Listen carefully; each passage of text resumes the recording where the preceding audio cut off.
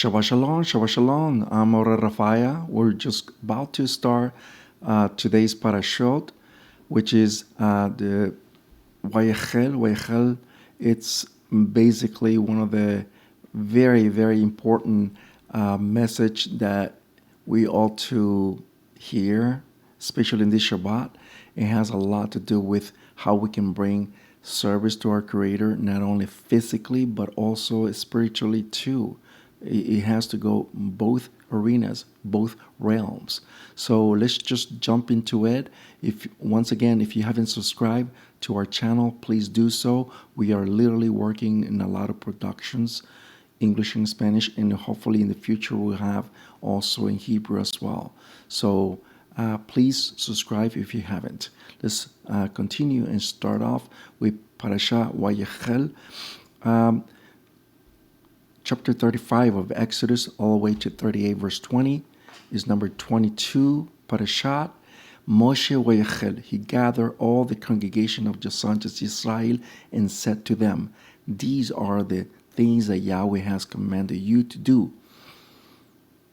Right off the bat, we see how the Creator commanded Moshe to gather. The word is Wayakhel. To gather what? Base is one of the important things that we have to understand is that every time Yahweh called our forefathers, they gather as one. Now, when our fathers gather as one, they needed to listen to what Moses had to say to our fathers. Now, when he called upon them, they responded right away. If you guys remember the Torah version, the Torah portion of the Terumah, which is the offerings, this is sort of the same. Now, I want to bring something very important because it has a lot to do with this Torah portion. Exodus 31 verse 13 says to the sons of Israel, you shamar, you serve my Shabbatot, for this is a sign, the word is ot, between me and you throughout your generations, that you may know that I am Yahweh, who sets you apart from me, who make you kadosh. There are two words that has a lot to do with the Hebrew roots, with us, the northern kingdom. And this is to have a sign upon us. Israel has a sign. The nations have their own mark, their own sign. For example, the Christian world, they have this Sunday. That's their own sign. That's the worship of the sun. But Shabbat is a sign between us and the Creator. Why? Because from the very beginning of the creation, Yahweh rested on this day for us to observe it, and we'll see what the word Shabbat means. But the word for ut, let's go back over here. The word for ut is very interesting to know that this word is basic. Is the basic word of this is aleph, waw, tau. If you notice right inside between the aleph and the tau is the letter waw. If you guys remember the alphanumeric value of the letter waw is the word is number 6. What day was created? It was created on the 6th day. Here we see very clear that our Creator is putting a sign between us and the Creator, and not only the Creator, and our Mashiach, meaning that He's given us authority to keep this Shabbat, and gives us the command as well to keep the Shabbat, because it's a commandment and also it's a sign between us and the Creator. That's what separates us from the rest. That's what makes us unique. That's what makes, not because we want to, it's because the Creator is doing this, is making this happen. So, want to bring something to light. The word shamar means guard, to fence, to protect, to pay attention. If you guys remember the word shamir, which is the same root for shamar, means to. It's basically the every shepherd, when they guard the sheep in the wilderness, in time of our forefathers, they need to protect it, they need to guard it, they need to fence it with thorns. Usually the shea tree, okay, the shea tree was, remember that the wood was taken from there, and the aron and many utensils in the tent of the meeting. Now, the same tree that was the thorns, and the thorn it's the word in Hebrew is shamir, the same word for shamar. Why? Because the Creator wants us to protect Shabbat, to guard it, to pay attention, to make sure to not only just keep it one time, but to keep it through generations. Remember that this Shabbat is a festival. This Shabbat, we are basically rehearsing for the future days, and that's when the Mashiach comes. Remember, it's going to be 1 millennium. That millennium is going to be 1,000 years, and that will be the 7th millennium. That will be Shabbat. The 8th day will be the Olam Haba, which is the everlasting life. But the 7th millennium will be a Shabbat, and therefore we are commanded to guard it, to rehearse it, because we are not just looking for this day as Shabbat, but also we're looking for the future as well. So let's continue. Chapter 35, verse 2 of Exodus, in 6 days work will be done, but the 7th day will be the Kadosh, or set apart day for you, a Shabbat, a complete rest in honor of Yahweh. Anyone who does not any kind of work on it will be put to death. They shall not light a fire in any of the houses on Shabbat. Yahweh makes very bold statement here that Shabbat will be honored and dedicated to our Creator. If you think about it, how our Creator commanded this in the days of our forefathers in the wilderness, it's not the same as this day and age. This day and age, you just turn on the stove and the light will come. You don't have to do a work whatsoever. I'm not implying that you should do. I'm just saying that the kind of work our forefathers did is so different from now in this state of the art that we have today. Back in the day, they literally have to go out there on the woods and pick up the wood, and that take a lot of work. Remember when an instance, a case where Moshe, they brought a man that they found him in the woods picking up wood on Shabbat. What do you think he was about to do? He was about to light fire. So that took a lot of work, and that's why they put him in prison, in jail. And after that, Yahweh told Moshe to put him to death. So we see a lot of examples here that Shabbat will be dedicated to our Creator. A lot of people take this day, this Shabbat, like any other day. They go anywhere. They go to the beach. They go to the mountains. They go to the anywhere but to the synagogue to keep a Shabbat. Because for them, Shabbat is just a Saturday or like any other day. But our Creator is telling us very clear that this Shabbat is set apart, is Kadosh. Let's look at another word. Chapter 31, verse 16. The children of Israel will observe the Shabbat. The word for to do is lasot. Lasot means to do. To do the Shabbat as a covenant, a berit, infinite for their generations. See, this Shabbat, once again, is not for 1 year or for every 7 years. This Shabbat is until every generation. It has to be passed on, in other words. That's what it says. Tell the children of Israel to do this, to pass on through generations. And the word that we want to see, so we can make a better understanding of this Shabbat, of this day of rest, is the word la'asot. La'asot is to do on Shabbat. What is it that the Creator is encoded in this word la'asot? It comes from the word asad, which means business, to do, to make. If you take a look at this word, is very amazing how we see this word, because the Creator wants us to know, to understand that when we do Shabbat or any other thing as far as Torah, we need to take this very seriously. We need to take this to heart. We need to take this personally, like it's your own business. Those people, those of you who own business, you know what I'm talking about. It takes rigid work. It takes commitment to have a business. I'm talking about when you're making money, you have your own business.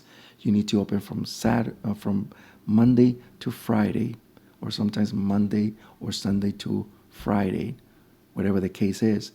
But you open from certain hours, from 10 a.m. to 5 p.m., 8 hours or so, and you make this work because you want your business to succeed. I'm talking about on the monetary level.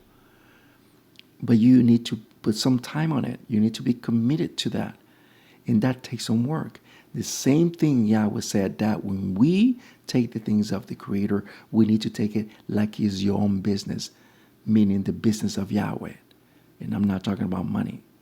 Of course, you will spend some money buying tzitzits, talit, and so forth. But main thing is when you do the things of the Creator, it takes a lot of commitment to the Creator. It's not a religion, brothers and sisters.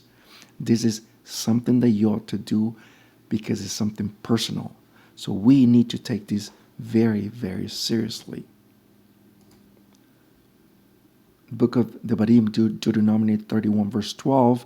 Gather the people, men, women, little ones, and strangers you have in your villages, so that they may hear, learn, fear Yahweh, their Ayil Almighty. And look at what it says, preserving Shamar and Lasot, to do, to negotiate all the words of His Torah.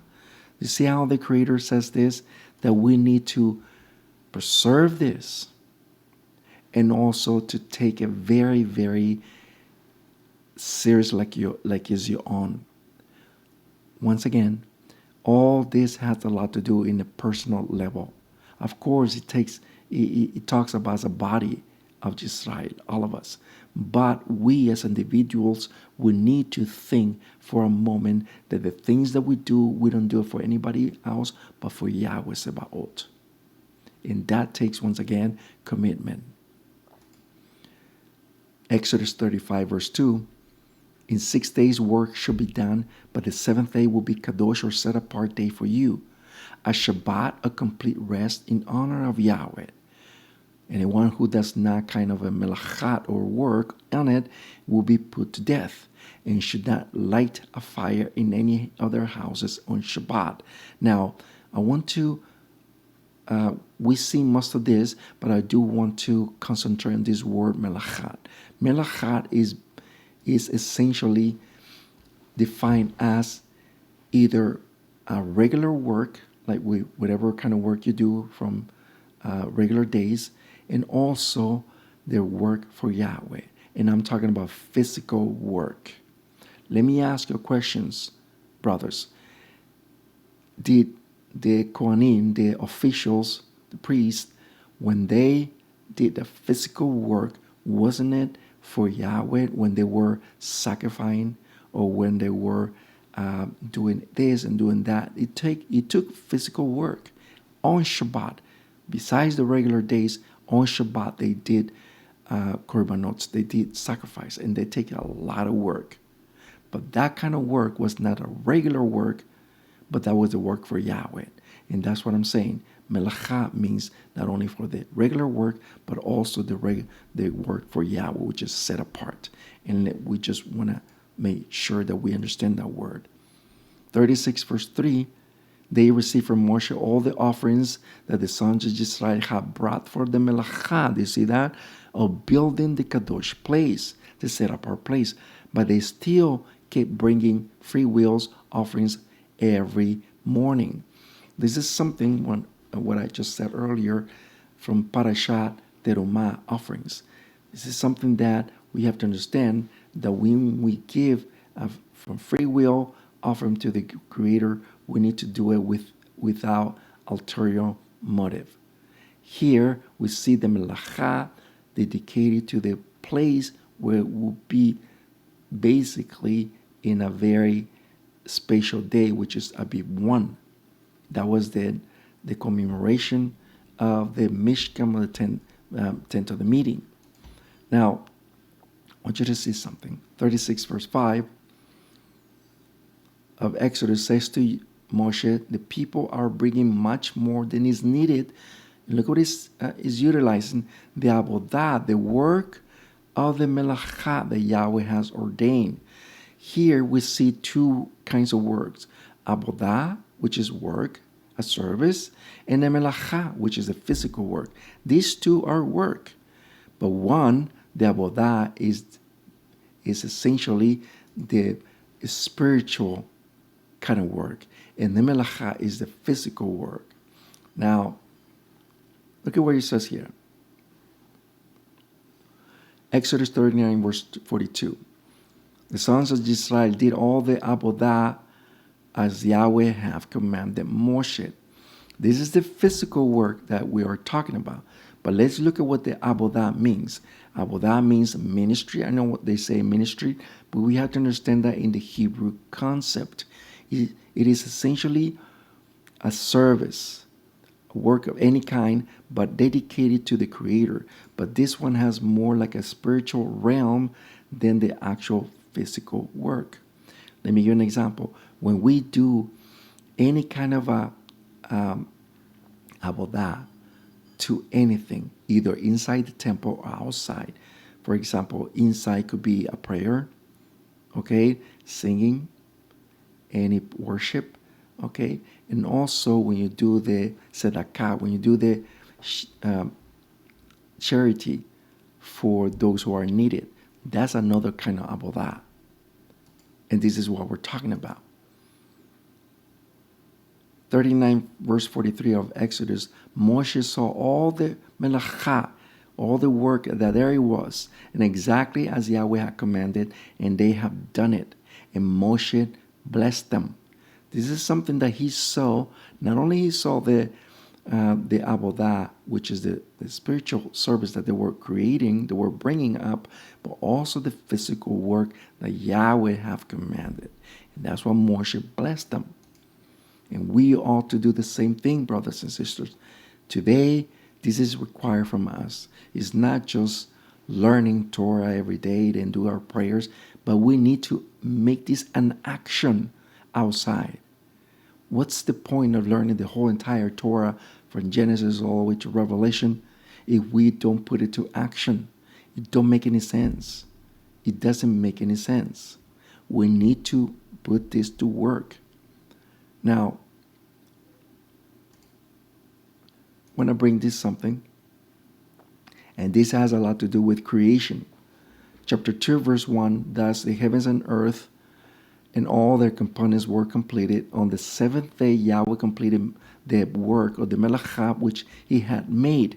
And on the seventh day, all the melacha, all the work which he had made, ceased.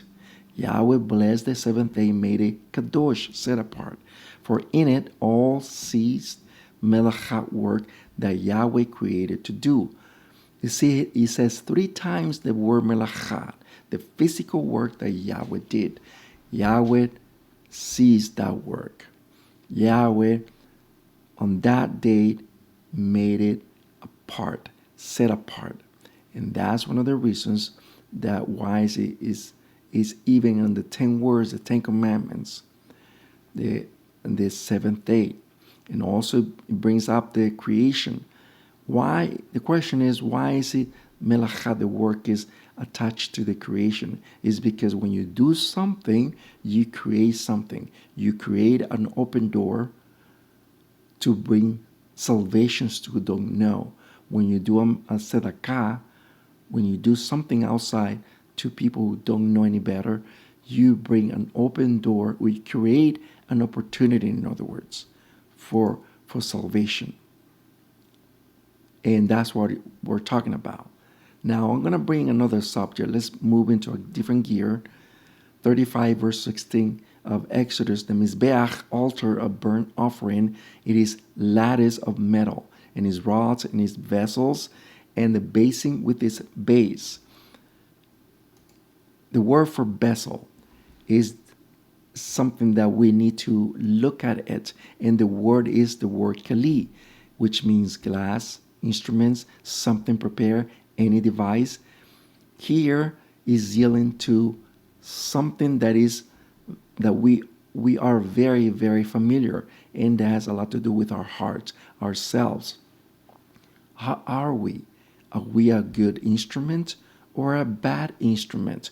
Are we something useful for the Creator and something maybe unuseful for the Creator? It could be in your decision, and I want you to see it. Matthew 23 verse 25. Look at what Mashiach Yahushua said. Woe to you, the Perushim, Pharisees, and the Chachamim, cleaning cup and dishes by outside, but inside them they are full of rottenness and impurity. The manipulators of the Torah cleanse what is inside, so what is outside is pure. Mashiach is following that pattern, which is from the very, very beginning of the creation. That principle, Mashiach is doing it. The Creator from the very beginning, he always wanted to work from the inside out, not from the outside in. It's just a format from the very beginning. Mashiach is following the same pattern, the same principle, and he says to them, you appear very modest, very up high, but from the inside you're like a white sepulchres. Exactly what they were. He could see through them exactly how they were. Let me ask you questions. Are we the same? Or we just want to be religious too? We just want to keep Shabbat and forget about the whole thing and come back in Shabbat like nothing happened? We need to be living this as a way of life. This way of life is not just one day, it's not every Shabbat, it's not every holiday, but every single day of our lives. And that's the way it's supposed to be. Matthew 26 verse 7, let me give an example. A woman came to him with an anointing cup and poured it over his head while he was sitting at the table. Here we see Mashiach. In the book of Luke, it says very clear that it was Mary of Magdala. She was the one who brought that anointing cup. She was the one who poured it on Mashiach's feet. She was the one who wanted to show what she has. And if you notice the next verse, not here because of a short of time, but if you read it, keep reading, you will see the Mashiach said that she gave exactly what she was, an anointing cup. That cup was heard.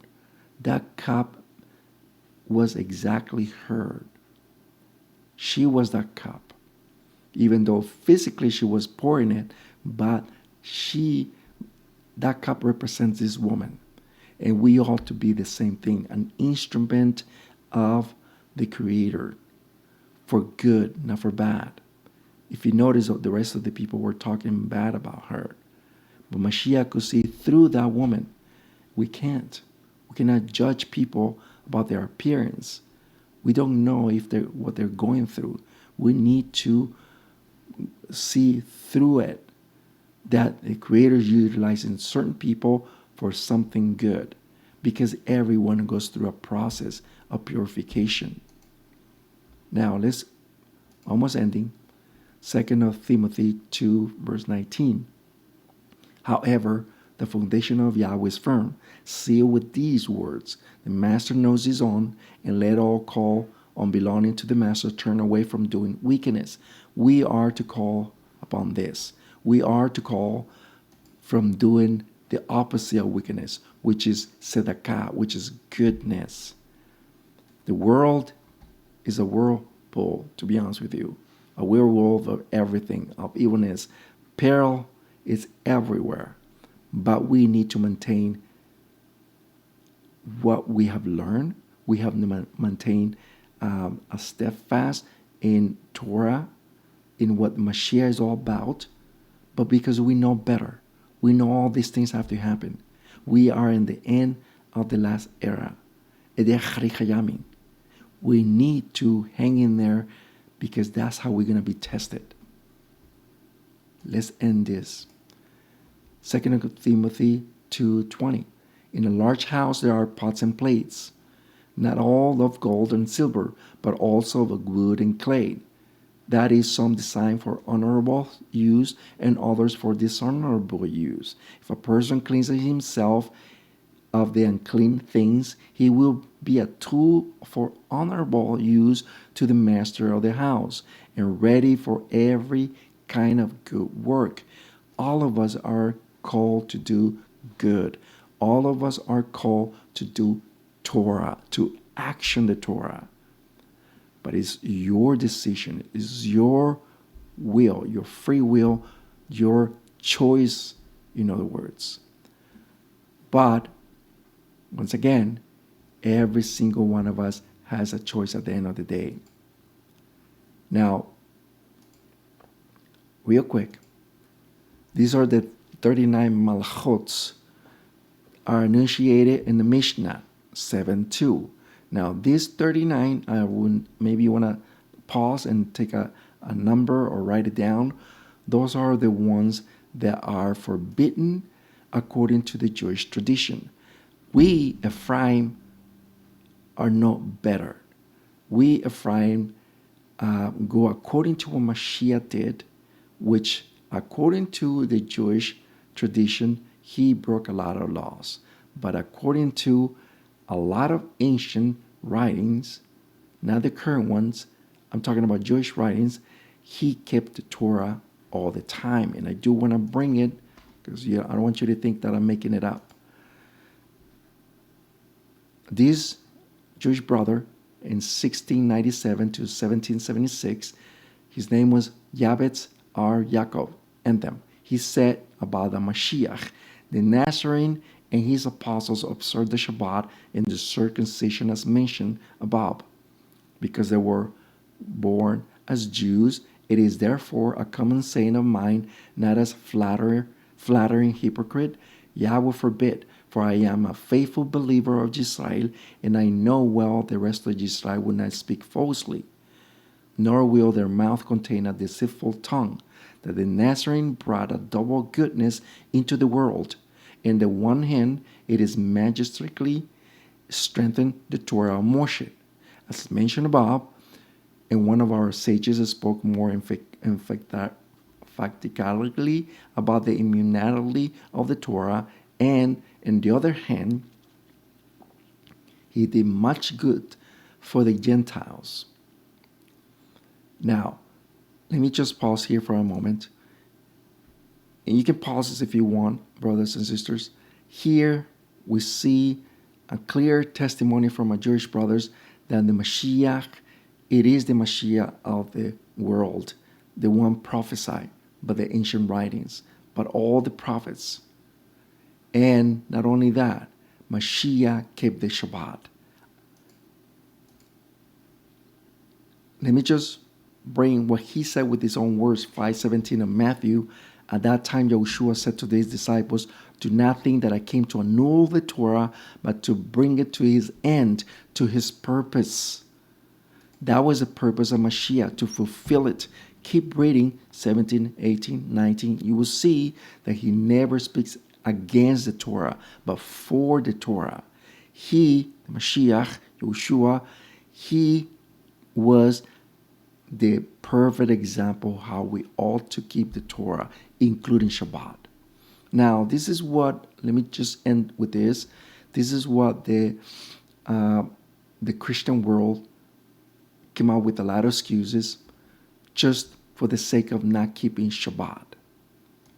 The popular interpretation of the Christianity goes as follows. The rabbis came out with a bunch of rules that the men made. Yahushua began to break these standards.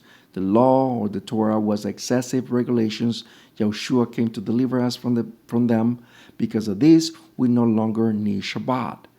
And the fourth one, which is not there, is essentially the Sunday. Because according to them, quote unquote, Jesus, their Greek Jesus, was resurrected on Sunday. But we know for a fact that Mashiach was resurrected according to Matthew chapter 28. Read it for yourself. It was at the end of Shabbat, Mashiach was resurrected. He was not resurrected on Sunday. He resurrected at the end of Shabbat, and it's still Shabbat. That's what Mashiach said. The Son of Man is the master of Shabbat. He never said the master of the Sunday. He said the master of Shabbat, because always been Shabbat. We have come to an end, brothers and sisters, but all I can say is that we need to keep added to the things of the Creator. If we don't, we will fail on the road. We are at the very, very end of the last era. We need to keep up with prayer, with tzedakah, and studying Torah. I'm Moreh RaphaYah. We'll see you next time. Shabbat Shalom.